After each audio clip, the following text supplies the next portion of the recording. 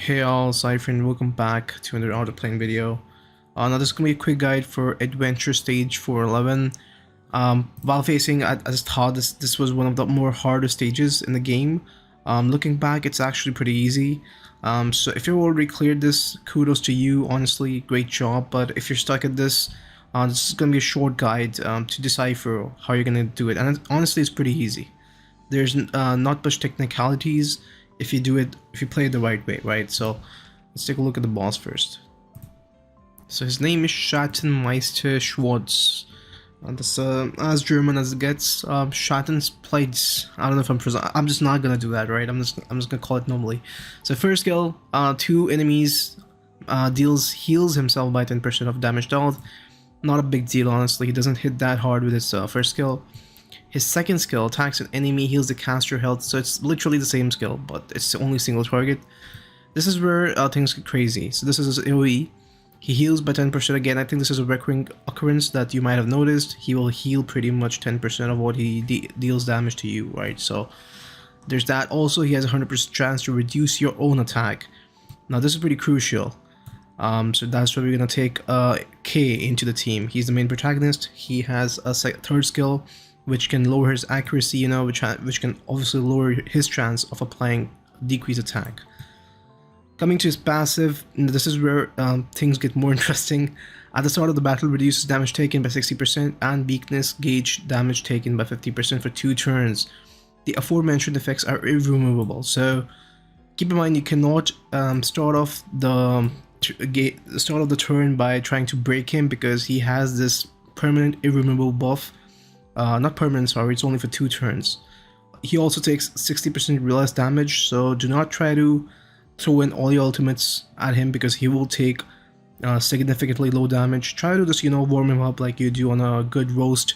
Just try to warm him up. Do not try to throw in all your stuff at the first time you see him, right? As long as a Shadow Beast exists, Schwartz does not take damage and his weakness gauge is not reduced. Shadow Beasts do not take damage from attack that targets all enemies. Again, heroes like Maxwell, Noah, not really Noah, but you know, Alice, again, Rona.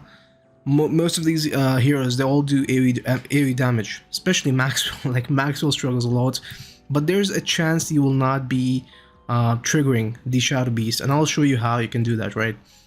This is where his next passive comes in, Enrage. Becomes enraged every 3 turns. During enrage, he will grant himself an irremovable effect that increases his attack and reduces his damage taken for 5 turns, and summons 2 Shadow Beasts after recovering 10 weakness gauge. This buff lasts for 5 turns, keep in mind. Vampire creature, used when enrage ends. It's an AoE, heals 10%. It's pretty much similar to this, right? Reduces a target's attack for 2 turns and heals himself by 50% of max HP. And this is gonna 100% ignore resilience. So as you guys can see, in 3 turns, when he gets this enrage buff, the fight is gonna turn into a whole different level, and you don't want that to happen. So what happens is, after 2 turns, you should 100% try to break him, because that will not allow him to go into this enrage stuff, right? Because he goes into enrage every 3 turns, right? So in the starting 2 turns, he will have this buff. Where is it? This buff, these 2 buffs: damage taken reduction and reduced weakness gauge damage. But after 2 turns, you'll get 1 turn, only 1 turn, to throw out all your moves, to use the skill chain and to break him, right? So I'm just gonna showcase you. This is the team I'm using. Team really does not matter here. Honestly, does not matter.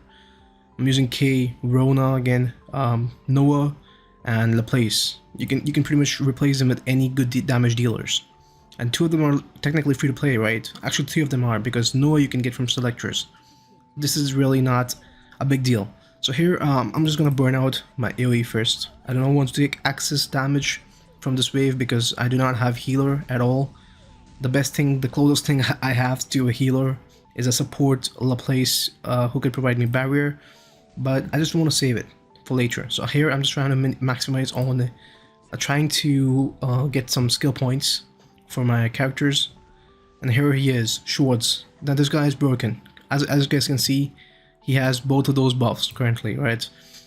Here I really do not want to waste my ultimate, because I know damage is going to be mostly negative, right? So I'm just gonna do something. I'm just gonna increase the barrier amount. Also deal some more damage using her the first burst ability. Now we got a huge barrier, so even if he attacks, it does not matter. Also, you can see we got the attack reduction on him. This is crucial, very crucial. Now here, I would more likely want to use the second part of the burst ability because I don't want to activate critical hit right now. There's really no point, so I'm just gonna save my burst skill on my Noah. There we go, got some decent chunk on him. Here I'm actually gonna try to lower up his accuracy. Again, my own accuracy on K is pretty bad, so I don't know if it's gonna land. It did not land, sadly, but it doesn't mind, right? It does not matter. We still have one turn to break him, so I'm gonna try to fill up my skill gauge as soon as possible.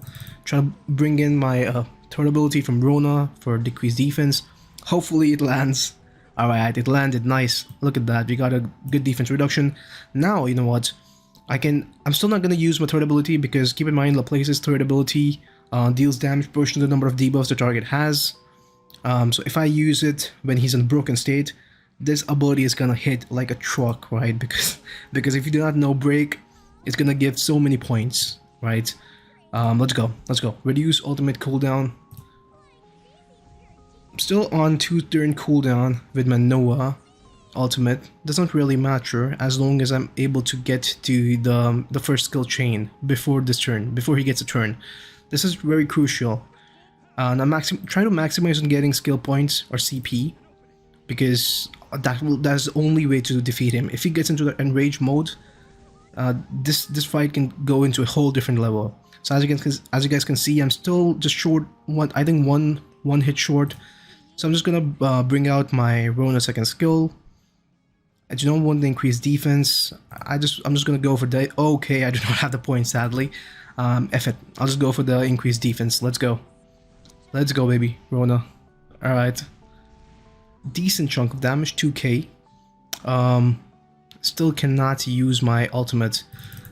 I think this should get us close. Yeah, I think we are all right, guys. Finally, we are here. Now this is a very important part. If you guys do not know, skill chains, there is a starter exclusive and there are finisher exclusive, and then there are companions.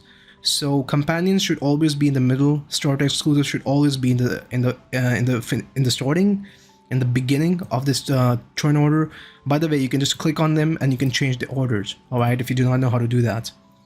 So I'm just gonna put my Rona on the beginning because she's a starter exclusive, and Noah is gonna go on the last because she's a finisher exclusive. Also, I really want her to get her turn, so we're just gonna go and use the skill chain. This should be able to break him.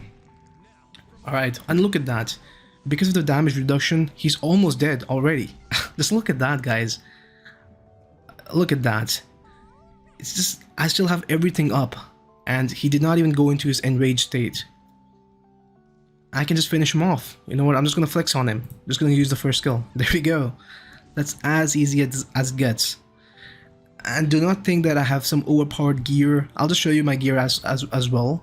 By the way, guys, it's always a good choice to upgrade your gear whenever you enter a new chapter or if you are facing defeat, because gear stats really do matter, right? So let me just say you how is my Noah geared, because I think Noah is probably my best damage dealer at the moment. Very close to the place, right? Here's the Noah. This is the free-to-play gear, guys. This is literally the free-to-play gear that they give you after you clear, I think, chapter 4, I believe. No, not chapter 4, chapter 3. This is completely free. The sword is also free, I believe. And this one is, I think I farmed this one. Doesn't really matter. But try to make your DPS as solid as possible. This is my Rona. Again, this is free gear. This one, I think I probably got it in first clear when I cleared the dungeons, the gear dungeons. This one also I got lucky farming the dungeons. Let's go. Free gear, 2-star gear. 2-star, 3-star green gear. Like this is pretty bullshit. But as you guys can see, even I have leveled up my 2-star necklace completely to +10 because gear matters that much, right? Gear matters so much. K again, 1-star, freaking 1-star gear. This is the free-to-play gear as well. Again, the rest of them are pretty shitty as well. But the thing is, I have maxed them out, so their stats are much better. So if you're just gonna leave them here, even if it's one star or 2 star, that extra bit of stats, they can matter a lot, especially when you're like falling behind, right? So there's that. There's a short guide. Look at that, crazy error, just at the right time. So I'll see you guys later. Hope you guys are having a great day. Hope you guys are able to beat this. Peace.